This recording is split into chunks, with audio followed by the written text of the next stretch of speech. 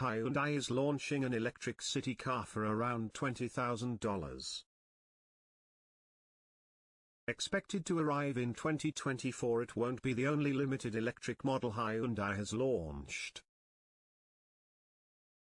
Hyundai is currently developing two small electric models.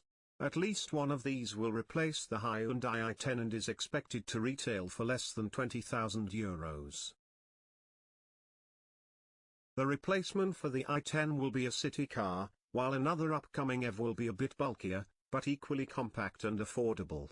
The South Korean company plans to start production between 2023 and 2024, the latter being more realistic. The arrival of the two new electric vehicles is part of an offensive prepared by Hyundai in this segment in Europe and USA. More than a dozen battery models will be available by 2030. The replacement for the i10 will compete with the Volkswagen ID.2, another EV with a groundbreaking entry-level price.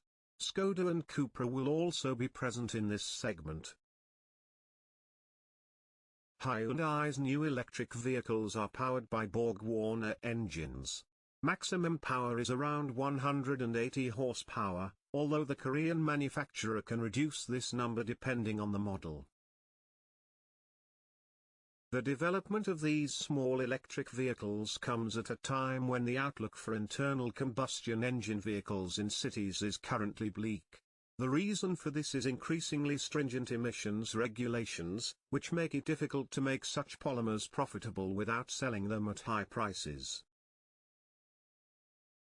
Hyundai Europe's Chief Marketing Officer Andreas Christoph Hoffmann has openly admitted that city cars are difficult to be profitable at the moment.